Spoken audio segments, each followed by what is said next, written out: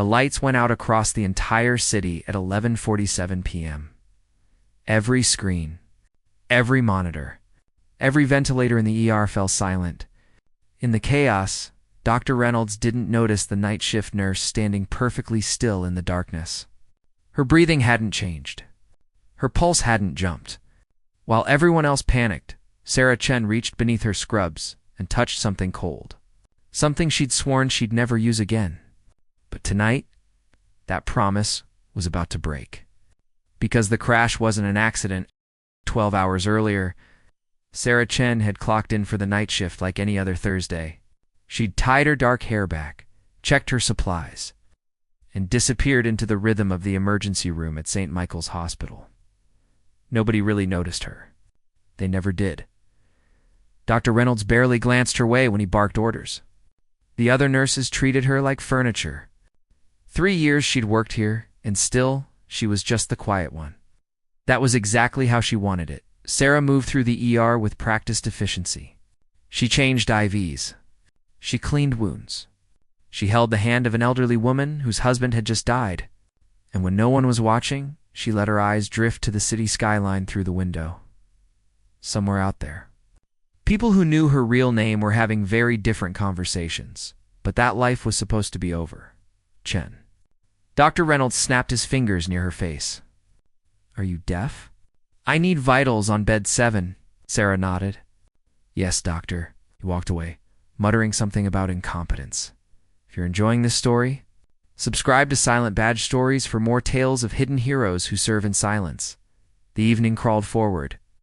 A car accident victim. A kitchen burn. A drunk college student who'd fallen downstairs. Standard fare for a Thursday night in the city. Then, at 11:32 p.m., Sarah's phone vibrated in her pocket. She pulled it out casually, expecting a spam call. Instead, the screen showed a single word in red letters. Cardinal. Her blood went cold. That code had been retired 4 years ago. The fact that it was active again meant something had gone catastrophically wrong. Something that threatened national security. Something that required immediate containment. Sarah deleted the message and slipped the phone back into her pocket. Her hands were steady. Her face showed nothing. But inside, every instinct she'd spent 3 years suppressing roared back to life. She walked to the supply closet and pulled out a box of gauze. Behind it, taped to the wall, where no one would ever look, was a small black case the size of a deck of cards. She'd hidden it there on her first day, just in case. Sarah pocketed the case and returned to the floor. At 11:47 p.m., the world went dark. Every light in the hospital died. The backup generators kicked in for exactly 3 seconds, then failed. Emergency lighting flickered and gave up. Somewhere in the distance, car alarms began to wail. Screams erupted in the ER. Patients, nurses even. Dr. Reynolds shouted something panicked about the ventilers. Sarah stood perfectly still in the darkness. Her eyes adjusted in seconds. Her breathing remained calm. She counted heartbeats and estimated positions. Based on sound, this wasn't a power outage. This was an EMP strike. And if the Cardinal Protocol was active, that meant the attack was just beginning.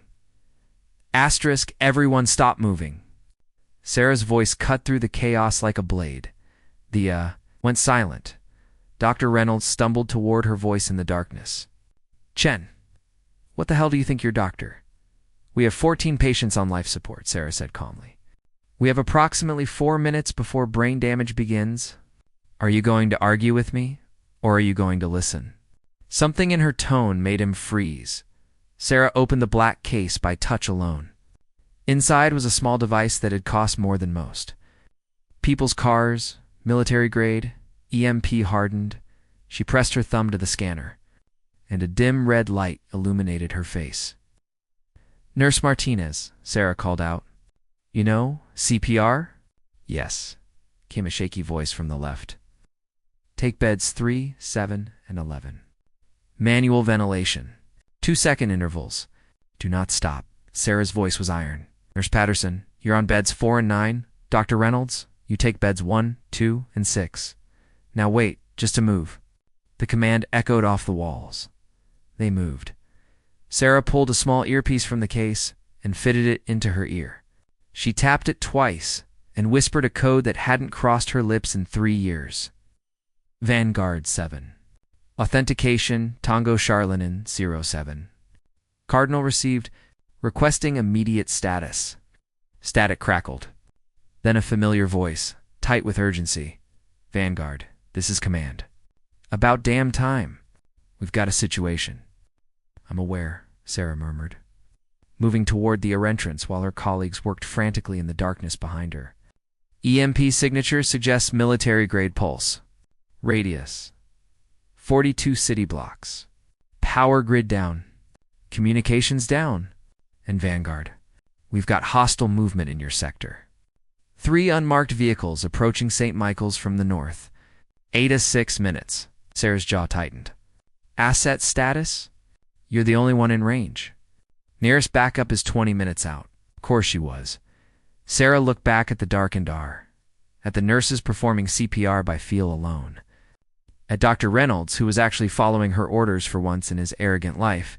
These people had no idea. They were about to become collateral damage. Command. I need to know what they're after, Sarah whispered. A pause. We intercepted chatter. They're looking for someone. A federal witness in protective custody. Intelligence suggests they believe the target is in St. Michael's. Sarah's mind raced through the patient list. Room 312, the overdose patient from this morning? Affirmative. That's our witness. Real name classified. These hostiles are not taking prisoners, Vanguard. They're here to eliminate the target and anyone who's seen their faces. Sarah closed her eyes. I need authorization for defensive protocol. Another pause. Longer this time. You're in a hospital 7. I'm aware. Authorization? Granted. Rules of engagement. Protect the asset. Minimize civilian casualties. And Vanguard? Command wants you to know. We never authorized you to leave the life. We just let you borrow some time. The line went dead. Sarah removed the earpiece and turned back to the ER. In the faint moonlight from the windows, she could see shapes moving. Her colleagues, saving lives with their bare hands. She walked to the supply closet and opened a ceiling panel that maintenance had forgotten existed. From inside, she pulled out something that had no business being in a hospital. A tactical vest, a sidearm, and a badge that made her breath catch in her throat. Sarah hadn't worn it in 3 years. But muscle memory took over as she strapped the vest beneath her scrubs. The weight was familiar. Comforting, she had 6 minutes before hell arrived at the front door. Time to remember who she really was.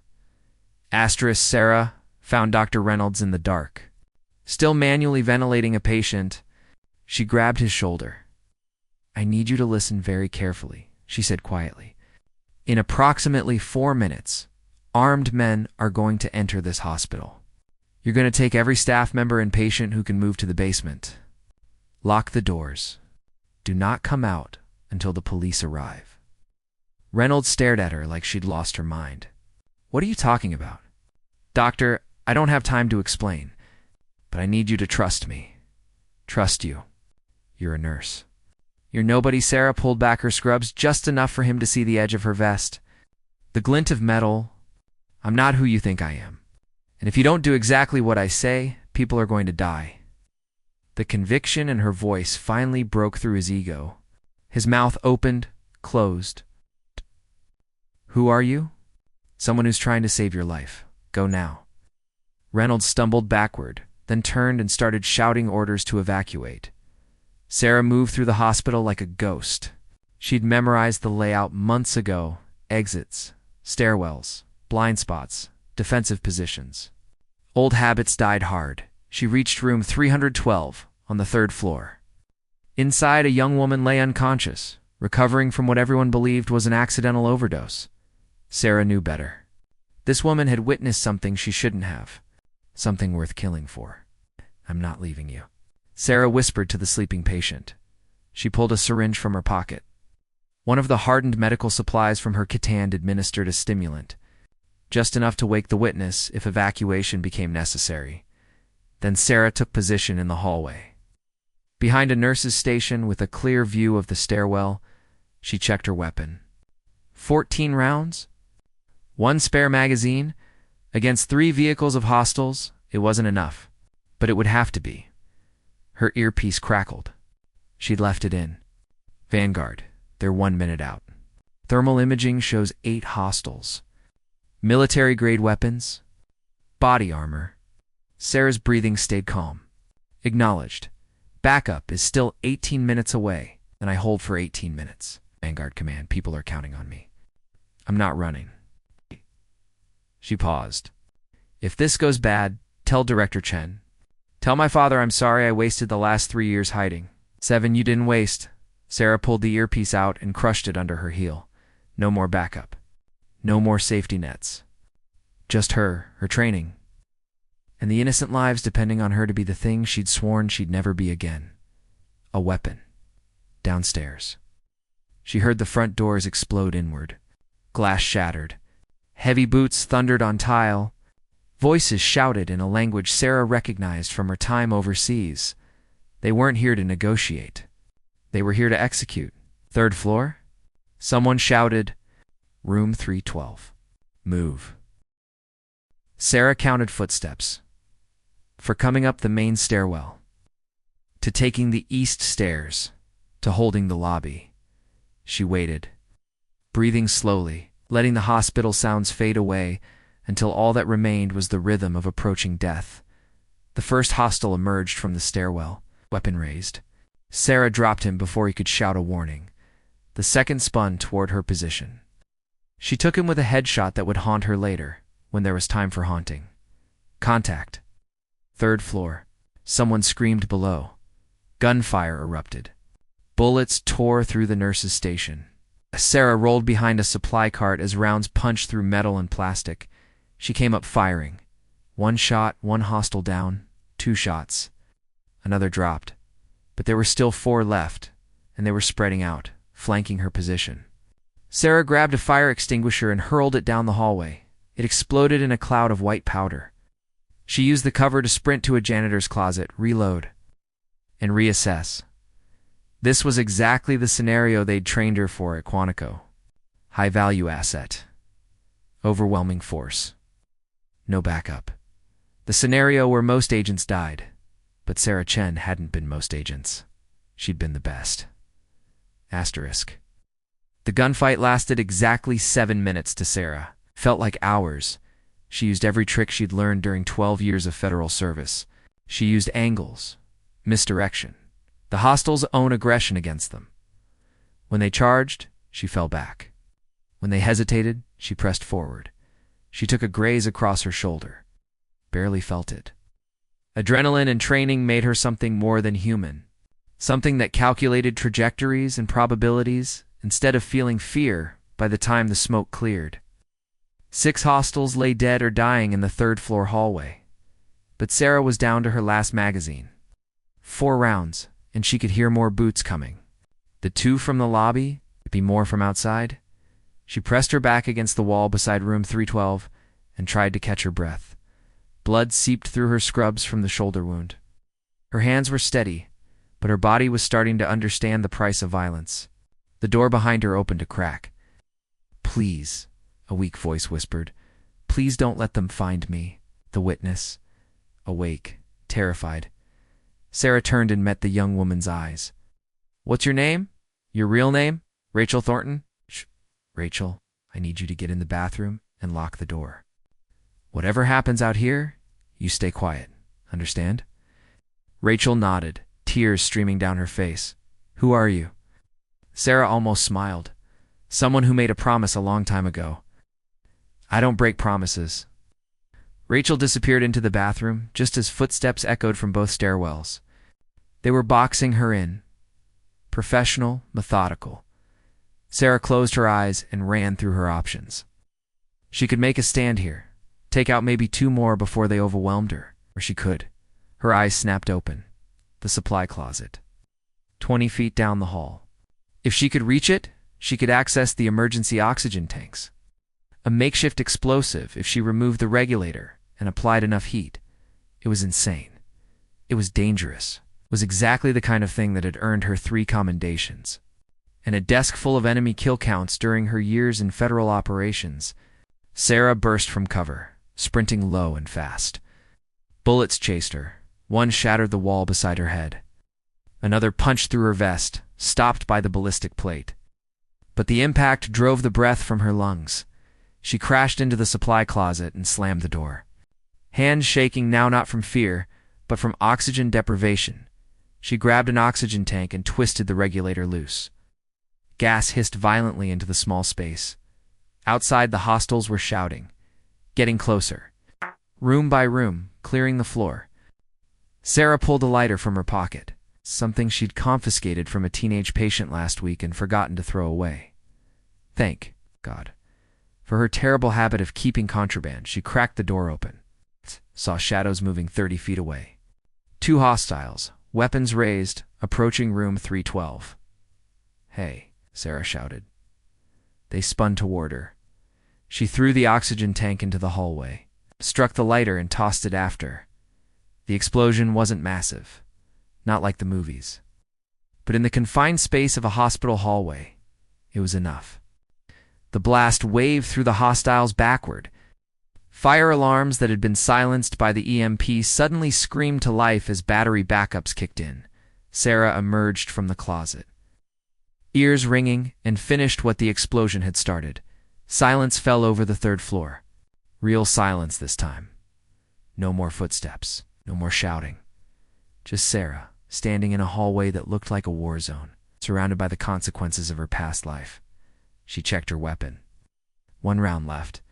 Behind her, Rachel opened the bathroom door, stared at the destruction, stared at Sarah, covered in blood and smoke and the unmistakable look of someone who'd done this before.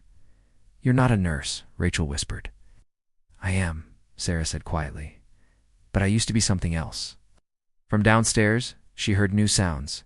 Different boots, organized, professional, and then a voice over a bullhorn. "This is the FBI. The building is surrounded. Drop your weapons and come out with your hands up." Sarah let out a breath she'd been holding for 3 years. Backup had arrived. She dropped her weapon and raised her hands, stepping carefully over debris toward the stairwell. But as she descended the stairs, she could hear the chaos below. Voices shouting orders. Confusion. Someone screaming about casualties and hostiles, and who authorized a firefight in a civilian hospital. And then she heard one voice cut through all of it, a voice that made her blood run cold. Her father, Rector Marcus Chen, FBI. She'd known he might come. But knowing and facing him were 2 very different things. Sarah reached the ground floor. Dozens of agents in tactical gear stood with weapons drawn. Medical personnel were rushing in to help the evacuated patients. Police lights painted everything in red and blue dot, and in the center of it all stood her father, silver-haired, stern-faced, wearing the same expression he'd worn the day she'd told him she was quitting. Their eyes met across the lobby. For 3 long seconds, nobody moved. Dr. Reynolds pushed through the crowd of agents, his face red with confusion and anger. Her, that's the nurse, who he stopped when he saw Sarah's vest. The gun on the floor, the blood. What the hell is going on? Director Chen didn't look at him. His eyes stayed locked on his daughter. "Agent Chen," he said quietly. "Report." Sarah stood at attention without thinking. 12 years of muscle memory. Asset secure. 8 hostiles neutralized. 0 civilian casualties, sir. The word "sir" tasted like ash in her mouth. One of the tactical agents stepped forward, weapons still half raised. "Director, we need to process the scene." "This is stand down," Director Chen ordered. He walked forward slowly, crossing the debris-strewn lobby until he stood 3 feet from Sarah. "You were a wall for 3 years. No contact, no check-ins, we thought." "You thought I'd broken," Sarah finished. "That I couldn't handle it anymore." "You told me you couldn't handle it. You said you were done, that you wanted a normal life." "I did want that." Sarah's voice cracked slightly. "I wanted to save lives instead of taking them. I wanted to be someone who helped people, not someone who," she gestured at the carnage around them. "Not this." Dr. Reynolds was staring at her like she'd grown a second head. "Someone explain to me what's happening now." Director Chen finally turned to face him. Doctor, what's your security clearance? My? What? I don't have a security clearance. I'm a physician, and this conversation is above your pay grade. The director looked back at Sarah. Though the Cardinal Protocol was activated because we had intelligence that the Volkov Syndicate had located our witness. We had no assets in position. The closest agent was 40 minutes away. If you hadn't been here, someone else would have handled it, Sarah said flatly. No, her father's voice went soft. You know that's not true. Rachel Thornton would be dead. The hospital would be a massacre. You saved dozens of lives tonight, Sarah. You did what you were trained to do. I became a killer again. You became a protector. He reached out and put a hand on her shoulder, where blood was seeping through. You need medical attention. It's just a graze. That's an order, not a suggestion. Behind them, more agents were flooding in. Crime scene techs, medics. Sarah could see Nurse Martinez being helped down from the basement, looking shell-shocked but alive. Nurse Patterson was crying but unharmed. They'd all survived because Sarah had remembered. How to be the thing she'd tried so hard to forget. Dr. Reynolds was talking to another agent, gesturing wildly, demanding answers, but his voice seemed distant now, unimportant. I can't come back, Sarah said quietly. I can't do this full time. Not again. Director Chen studied her face. The Bureau needs people like you. People who can do what needs to be done and still have a soul left when it's over. I don't feel like I have much soul left, Dad. It was the first time she'd called him that in 3 years. His expression softened. Then come back part-time. Work here. Be a nurse. Live your normal life. But when Cardinal activates, when we need someone who can stand between innocent people and the monsters, you answer the call. Sarah looked around the lobby. At the hospital she'd come to think of as sanctuary, now scarred by violence, by her violence, but still standing, still safe. You're asking me to be two people, she said. I'm asking you to be who you've always been. Someone who saves lives. Whether that's with a scalpel or a sidearm, he paused. Your mother would have been proud of you tonight. Sarah's eyes burned. Her mother had been killed by the very type of criminal Sarah now fought. It was why she'd joined the Bureau in the first place. Why she'd pushed herself to become one of their most lethal agents. And why she'd eventually broken down and tried to run away from it all? I'll think about it, she whispered. That's all I ask. A commotion near the entrance made everyone turn. 2 SUVs had arrived, black and government-issued. Agents were forming up at attention. Director Chen straightened. That'll be the deputy director. She's going to want a full debrief. But when the SUV doors opened, it wasn't the deputy director who emerged. It was a 4-star general in full-dress uniform. Behind him, a woman in a dark suit with a pin that Sarah recognized immediately Secret Service. And behind them, moving with the careful precision of someone who understood exactly how much power they carried, was a man Sarah had only ever seen on television. The Secretary of Defense. Dr. Reynolds actually gasped. The general walked directly to Sarah, his boots echoing in the sudden silence. Every agent in the lobby stood at attention. Even Director Chen snapped a salute. The general stopped in front of Sarah, studied her blood-soaked scrubs, her makeshift tactical vest, the exhaustion in her eyes. And then he did something that made everyone in the lobby hold their breath. He saluted her. Commander Chen, the general said, his voice carrying across the silent lobby. On behalf of the Joint Chiefs and the President of the United States, thank you for your service tonight, Commander Dot. The word hung in the air like a bomb. Dr. Reynolds turned to the nearest FBI agent. Did he just say commander? As in military naval special warfare, the Secretary of Defense said, stepping forward. Commander Sarah Chen served 12 years in Naval Intelligence and SEAL Team coordination before transitioning to FBI counterterrorism. She holds 3 Navy Crosses, 2 Silver Stars, and a Medal of Honor that's still classified. He looked at Sarah with something like reverence. She's the reason 17 terror cells no longer exist. The reason for embassy sieges ended with 0 American casualties. And tonight, the reason this hospital is still standing. Sarah's jaw tightened. Mr. Secretary, with respect, my service record is supposed to be sealed. I know. He glanced at the crowd of stunned medical personnel. But after tonight, I think some people deserve to know who really kept them safe. Nurse Martinez was crying openly now. Nurse Patterson had her hand over her mouth, eyes wide with shock. Dr. Reynolds looked like someone had hit him with a brick. He stumbled forward, staring at Sarah like he'd never seen her before. You're a nurse. You bring me coffee, I yelled at you. Last week I called you incompetent because you forgot to restock the gauze cabinet. I remember. Sarah's voice was soft. You weren't wrong, doctor. I did forget. I was tired. Night shifts are hard. He couldn't finish the sentence. I'm a nurse, Sarah said firmly. That's who I chose to be. Everything else. She looked at her father. At the general, at the Secretary of Defense, everything else was who I used to be. The general lowered his salute.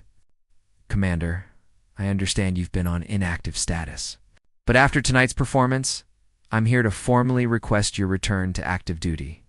The country needs people like you. The country has plenty of people like me, Sarah replied. What it needs is people who remember why we fight in the first place. The doctors. The nurses.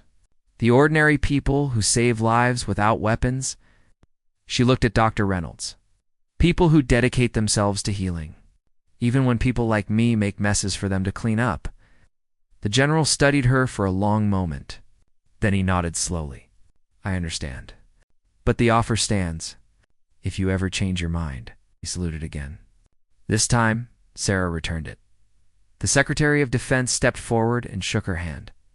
Your father told me you wanted a normal life. I hope after tonight you realize there's no such thing. Not for people like us. We just choose different ways to serve. Then they were gone, climbing back into their SUVs and disappearing into the night. The lobby slowly came back to life. Crime scene techs returned to work. Medics began treating the wounded. The spell had broken, but everyone kept glancing at Sarah like she was a stranger, because to them, she was Director Chen, approached her one last time. They're going to want a debrief. Probably tomorrow. But tonight? Tonight, you should go home. Get some rest. I don't think I can rest, Sarah admitted. Then sit with it. Process it. And when you're ready, we'll talk about what comes next. He hesitated, then pulled her into a brief, tight hug.